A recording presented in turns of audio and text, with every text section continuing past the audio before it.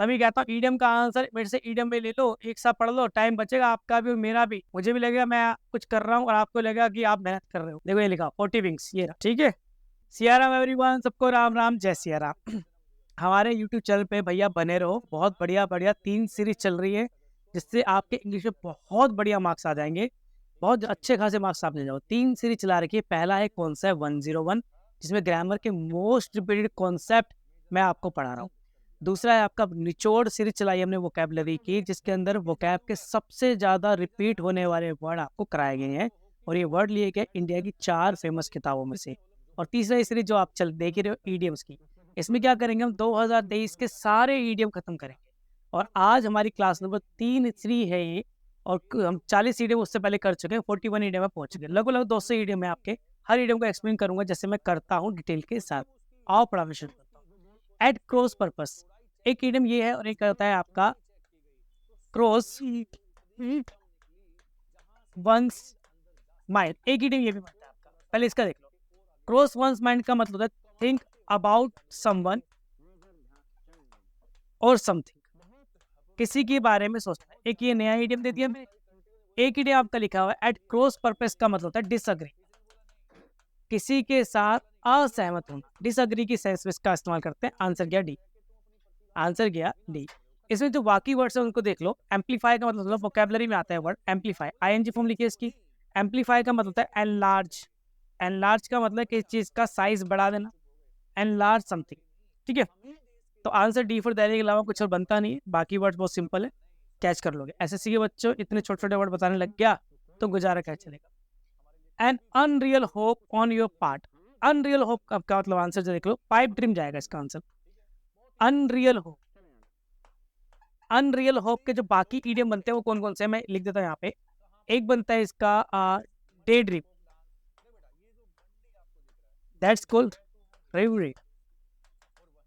इसी कहते हैं वूल गैदरिंग, मंडी डिस्ट्रिक्ट में होने वाला जो नृत्य है।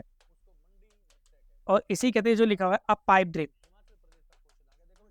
इन सब का मतलब होता है ख्याली पुलाव पकवाना, या फिर हम इसको बोलते हैं दिन में सपने देखना। ख्याली पुलाव पकाना, या हम इसे कहते हैं दिन में सपने देखना। इनमें से कोई भी लगा सकते हो। ये बाकी सारे भी ईडियम, ये वूल गैदरिंग हो गया, डे ड्रीम हो गया, पाइप ड्रीम हो गया, ठीक है ये, ठीक। अच्छा इस वाले वर्ड को एक बार चेक कर लो। ये जो वर्ड मैंने लिखा है एक बार इसको चेक कर लो। मैंने वर्ड लिखा है आपका ये, एक वर्ड इसका यही बनता है रिपेयर।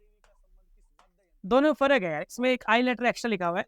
इसका मतलब होता है दिन में सपने देखना, कल्पना, इमेजिनेशन, और इसका मतलब है किसी की रिस्पेक्ट करना, respect someone highly, that's called वेनिरेट,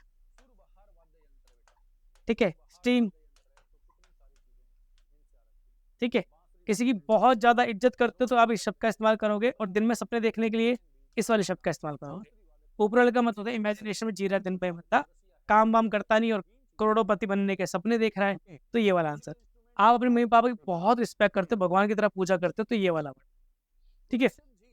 चलो पीछे आ जाओ, क्लियर। तो आप पाइप ड्रीम क्लियर हुआ। बाकी ईडियम एक्सप्लेन करता हूँ। एक ईडियम ये लिखा हुआ है मेरे पास, इसको एक बार ऊपर कर थोड़ा सा, बाकी नीचे वाला ईडियम भी बहुत सारे राजाओं ने करवाया है इसमें। बाकी ईडियम एक्सप्लेन कर देता हूँ। तो आंसर क्या, बी फॉर बॉय, ये क्लियर हुआ मेरे पास। अरे बस रिपीट लास्ट डी आंसर क्या, ठीक है। बाकी वर्ड देखो, a will o the wish, इसका मतलब है impossible to achieve something, impossible to do something या अचीव समथिंग, किसी चीज को करना लगभग क्या है, इम्पॉसिबल। इतनी बात समझ आई। To lose one's temper, temper का मतलब समझ लो पहले, इसका मतलब होता है एंगर, गुस्सा। तो इस ईडियम का मतलब क्या, टू गेट एंग्री, गुस्सा हो जाना, बहुत ज्यादा गुस्सा हो जाना, टू गेट एंग्री, ये इस ईडियम का मतलब हो गया, ठीक है। ऊपर वाला देखो, कैरी, कैरिंग आईएनजी फॉर्म लिखी हुई है, एक्चुअली में वर्ब होती है कैरी आपकी, ये सिर्फ आईएनजी फॉर्म लिखी। Carry coal to Newcastle, castle का मतलब होता है किला, ठीक है। कासल बोलते हैं तो इसका होता है किला, कासल, ठीक है। किला होता है ना, बड़े बड़े किले होते हैं राजा महाराजा। इसका मतलब ये होता है कि ऑलरेडी किसी बंदे के पास कोई चीज बहुत अधिक मात्रा में है, आप उसे और ज्यादा वो चीज दे रहे हो, that's called carrying coal to the castle. जैसे फॉर एग्जाम्पल मुकेश अंबानी के पास दुनिया भर का पैसा है, और हम लोग उसको और इन्वेस्टमेंट करके उसकी कंपनी में उसको और पैसा दिए जा रहे हैं। नए प्रोजेक्ट पे हम काम ही नहीं करवाते हैं। जो बंदे नया वेंचर खोलते हैं उनको हम पैसा लगाते हैं, क्योंकि हम डरते हैं कि नया वेंचर डूब गया तो इसे इसका मतलब है ऑलरेडी किसी का कोई चीज़ बहुत अधिक मात्रा में है और आप उसे दे रहे हो, और वही सेम चीज़, that's called carrying coal to the Newcastle. ठीक है, चलो नेक्स्ट इडियम पे आ जाओ। ये एक्स्ट्रा वर्ड्स थे आप। हाँ, बाय द ईयर इडियम ये है। बाय द ईडियम का ईयर का मतलब क्या होता है? ये बॉडी थीम ईडियम है। बॉडी वाले सारे ईडियम मैं आपको ऑलरेडी पढ़ा चुका हूँ। बॉडी थीम ईडियम है ये। बाय द ईयर का मतलब होता है किसी चीज को सुन के करना। मतलब आपने कोई प्लानिंग नहीं कर रखी, आपने सुना और करना शुरू कर दिया। आपने सुना क्रिप्टो करेंसी के बारे में, आपने सुना स्टॉक मार्केट के बारे में और करना शुरू कर दिया।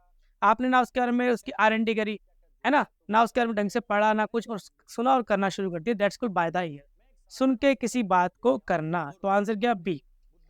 आंसर क्या? बी। रूमर का मतलब समझ लो क्या होता है। रूमर्स सबको पता है तो क्या होता है? रूमर्स कहते हैं अफवाह। हिंदी गलत हो सकती है भाई, अफवाह होता है रूमर्स का मतलब। ठीक है। क्रिटिसाइज का मतलब क्या होता है? क्रिटिसाइज का मतलब होता है आलोचना करना किसी की, आलोचना करना, क्रिटिसाइज समवन। ठीक है। अब इसमें जो वर्ड है वो इम्प्रोवाइज है। ये वर्ड है इम्प्रोवाइजेशन लिखा हुआ है। ये एक्चुअली में नाउन है। कैसे बदला का नाउन है? TION से खत्म होने वाले वर्ड नाउन होते हैं, और एक्चुअली में इसकी वोकैब वर्ब होती है इम्प्रोवाइज। ये होता है इम्प्रोवाइज का मतलब होता है एक्सटेम्पोर, बिना तैयारी के कोई काम करना। एक्सटेम्पोर जैसे से फॉर एग्जांपल मैं कहता हूँ एक्सटेम्पोर स्पीच, यानी कि एक ऐसी स्पीच जिसकी आपने तैयारी नहीं करी थी और आप देना शुरू कर दिया, आपने बोलना शुरू कर दिया। That's called extempore speech. बिना तैयारी के कोई काम करना। आप तैयार नहीं थे फिर भी आपने वो काम कर दिया, तो इम्प्रोवाइजेशन किया जाएगा।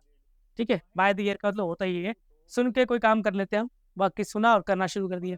ना कोई R&D किया। R&D आपने उसकी डेवलपमेंट उसकी रूट पढ़े ही नहीं, उसके बारे में पढ़ा ही नहीं है, कहाँ तक गया है कहाँ तक नहीं, और शुरू चालू कर दिया। रिसर्च एंड डेवलपमेंट करते हैं। ठीक है। तो क्वेश्चन नंबर कहाँ थे हम भाई? 43 का आंसर बी। 44 पे आ जाओ। स्नूज वोकैबुलरी है। पहले स्नूज का मतलब सोचता।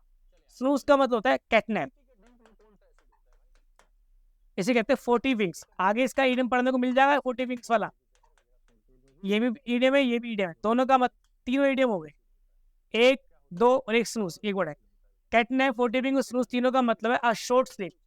बहुत बार एग्जाम में आए तो यार, अ शॉर्ट स्लीप, जिसे हम कहते हैं नींद की झपकी लेना। नींद की झपकी।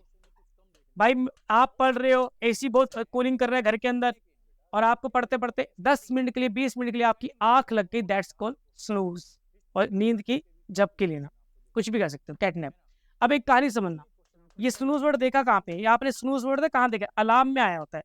अलार्म में एक ऑप्शन आता है स्नूज टाइम, कि भैया स्नूज टाइम क्या रखना चाहते हो। स्नूज टाइम का मतलब है कि 5 मिनट 10 मिनट। तो स्नूज टाइम आप सर्च करते हो, मान लो 5 मिनट, तो इसका मतलब आपने अलार्म लगाया सुबह 6 बजे का, तो 5 मिनट के बाद यानी 6:05 पे अलार्म फिर बजेगा। That's called snooze time. तो उस 5 मिनट आपने किया क्या? सो गए, स्लीप ली, छोटी सी नैप मारी। ठीक है। तो नींद की झपकी लेना।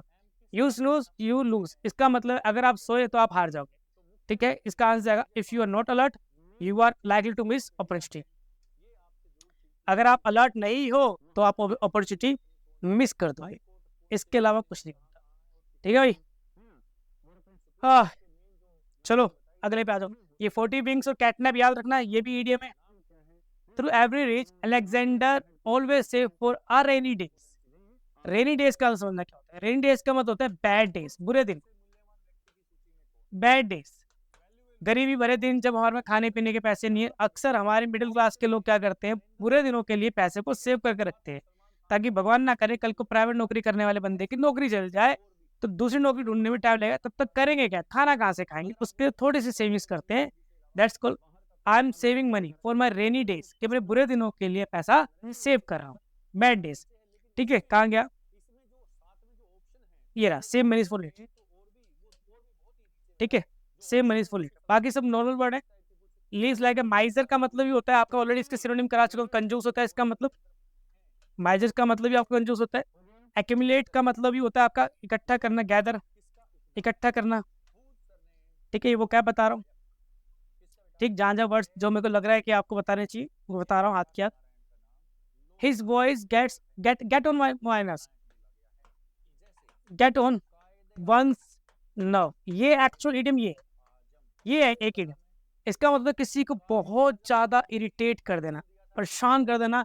कहते ना यार खून पी लिया तूने तो। आपकी मम्मी कितनी बार कहती होगी लहू पी रखा है तूने तो मेरा, you are getting on my nerve. ठीक है, you are getting on my nerve. तो कहाँ है इरिटेट आंसर, इरिटेट। अब देखो यहाँ पे इरिटेट दे रखा है। जनरली एग्जाम में जब वो एग्जाम टफ बनता है वो इरिटेट ना लिखे, क्योंकि इरिटेट का मतलब सबको पता होता है किसी को परेशान करना। वो लिखता है पेस्टर, एनोय, बॉदर। ठीक है, इन सब का मतलब ही होता है किसी को बहुत ज्यादा परेशान करना। वो एक्चुअली पेस्टर लिखता है, ज्यादातर वो पेस्टर लिखता है। ठीक है, ईयर ड्रम तो पता ही क्या होता है, कान का पर्दा। कान का पर्दे को कहते हैं ईयर ड्रम्स। ठीक है, पियर्सिंग पता है क्या करना, छेद छेद करना। पियर्सिंग होती है ना कान के अंदर, नाक के अंदर पियर्सिंग कराती है लड़कियां नाक की बाली पहनने के लिए। ठीक है, बाकी सब तो नॉर्मल। आगे आ जाओ। The better you know someone the less you like. अब ये ना आपका मीनिंग दे रखा है, ये मीनिंग है, उल्टा कर दिया।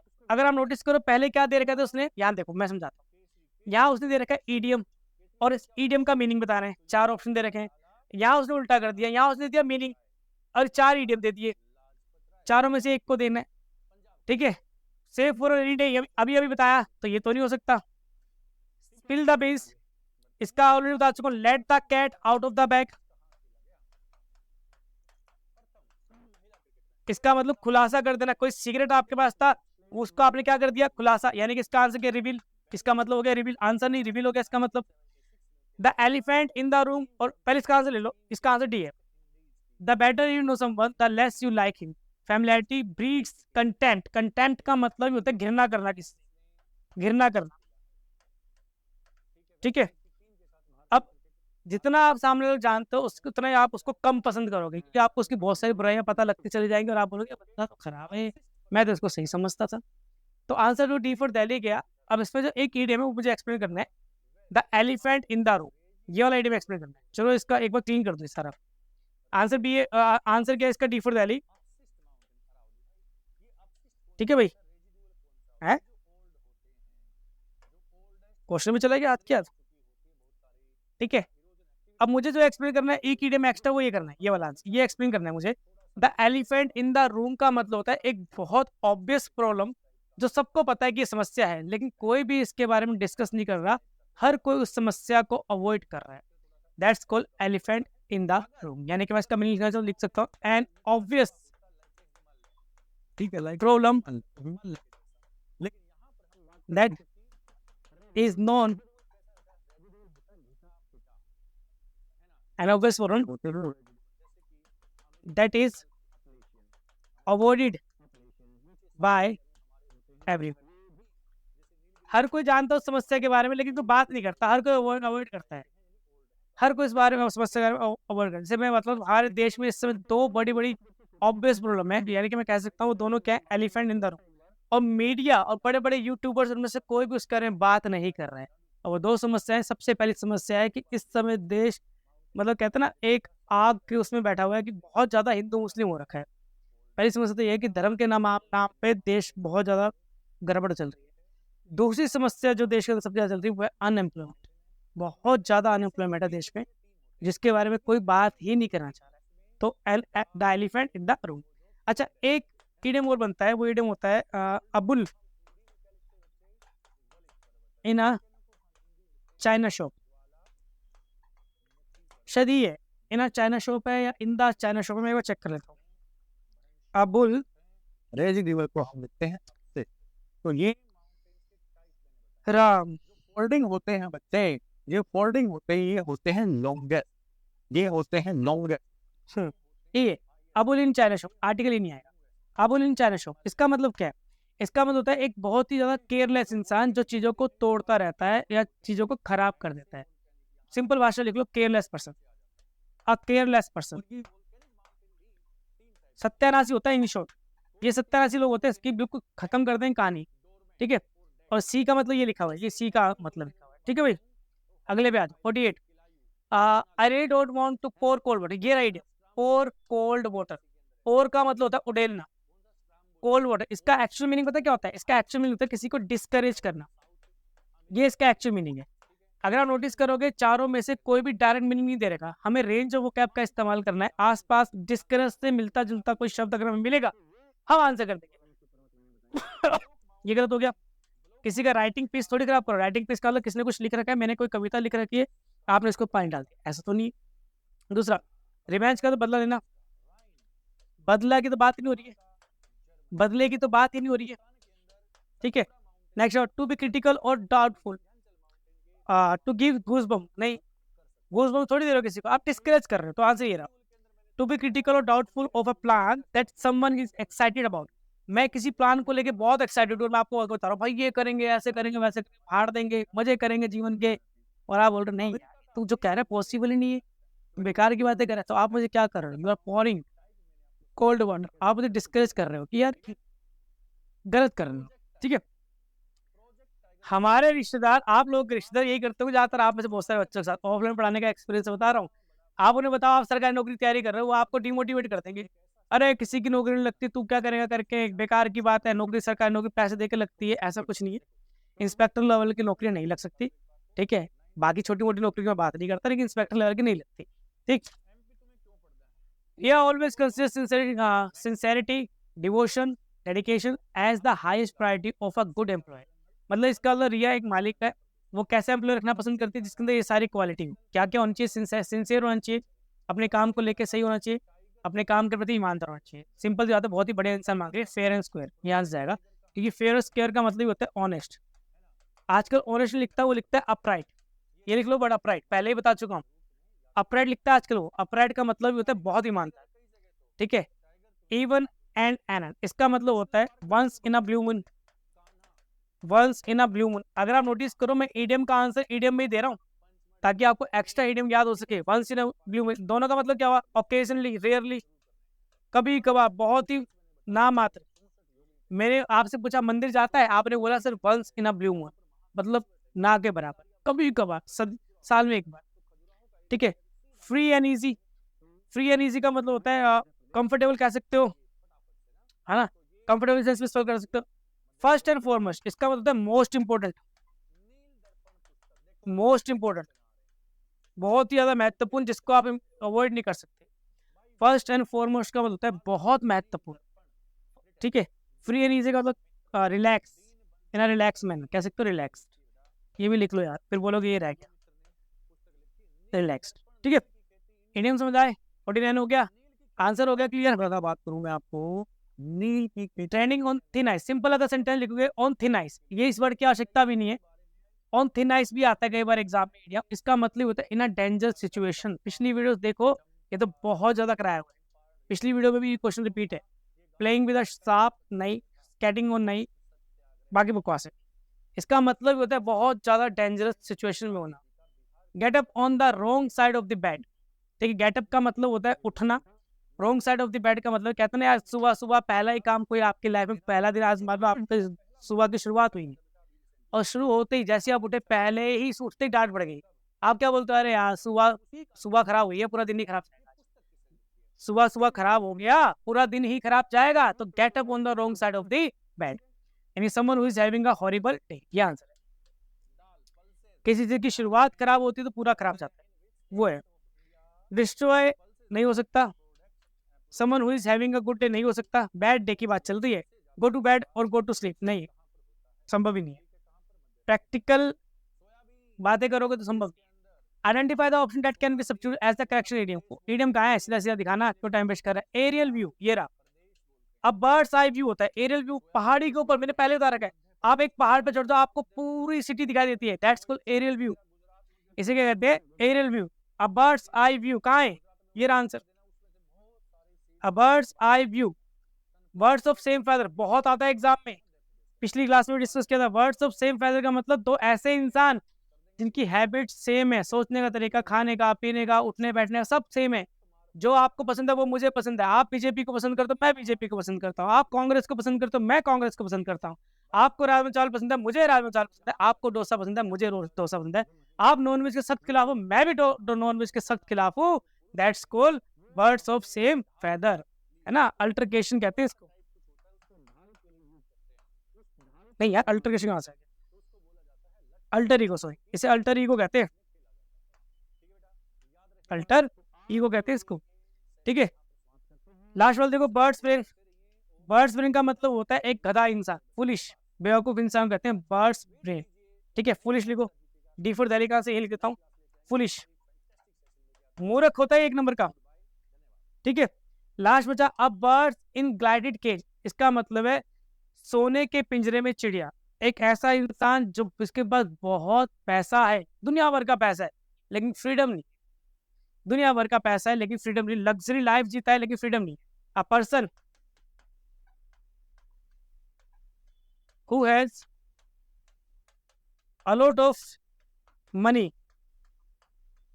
बट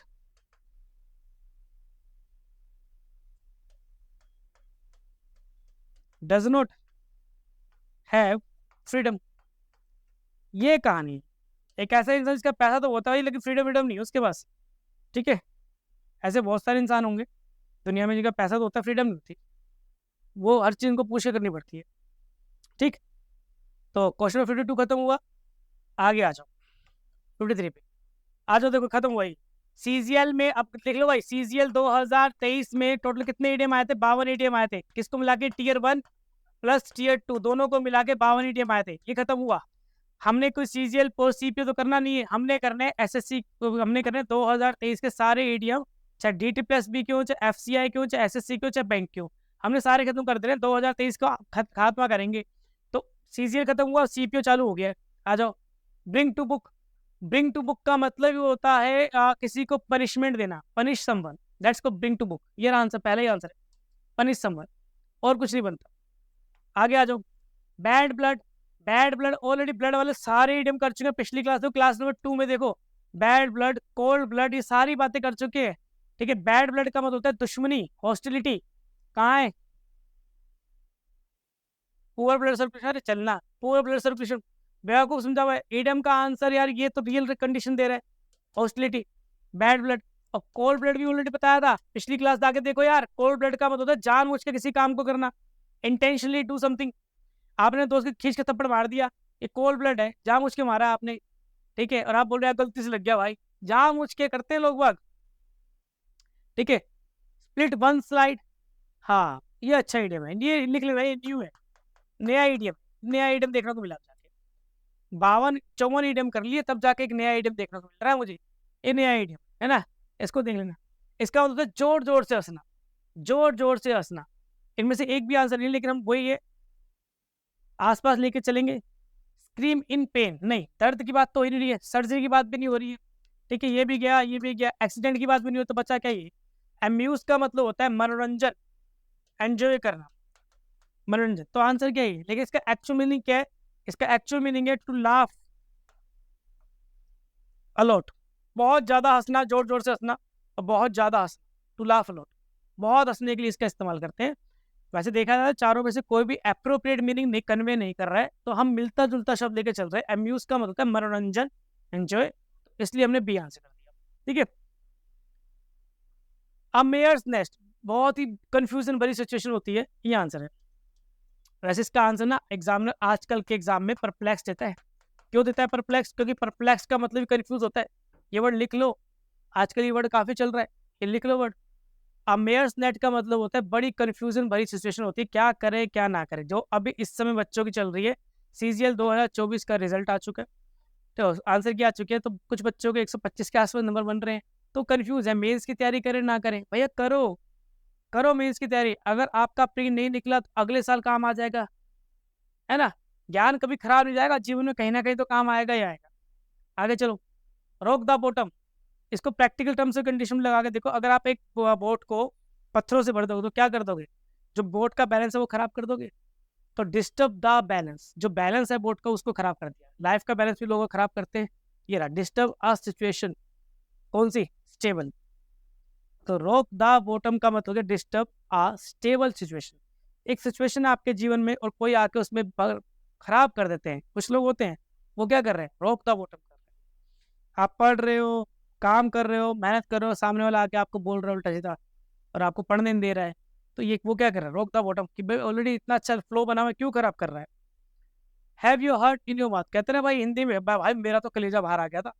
हम कब बोलते हो भाई मेरा दिल बाहर आ गया था, ये बात सुन के, जैसे उसने मुझे बताया मेरा दिल बाहर आ गया, जब हम डर जाते हो, ये वही है कि भाई मेरा दिल बाहर आ गया था। ठीक है, जेलस नहीं हो सकता, फुलिश नहीं हो सकता। ये 40 विंग्स अब नहीं बताऊंगा कहाँ है शॉर्ट स्लिप, ये रहा।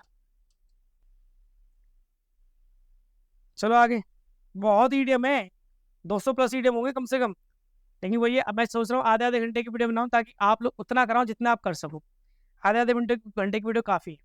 ठीक है, cut from the same cloth, फिर वही रिपीट हो गया, cut for the same cloth का मतलब है, अभी पीछे लिखा था altercation, sorry alter ego, cut from the same cloth का मतलब दो ऐसे इंसान जिनकी सेम हैबिट है, to be a similar nature, ये रहा। ठीक है, इसका एक और बनता है cut from the different cloth, यही बनता है इसका। इसका मतलब क्या होता है, जिनकी हैबिट्स अलग होती है। अगर सेम बिहेवियर के लोग हैं तो सेम क्लॉथ कहते हैं, तो आंसर ये गया, और डिफरेंट बिहेवियर के बंदे हैं तो डिफरेंट क्लॉथ कहते हैं, तो आंसर जाता है फिर कुछ और। ठीक है, जो भी जाना, इनमें से कोई नहीं है, इतनी बात से that's called cut from the same cloth. चलो ये रोकते हैं, बाकी नेक्स्ट क्लास में कंटिन्यू करेंगे सीआरएम।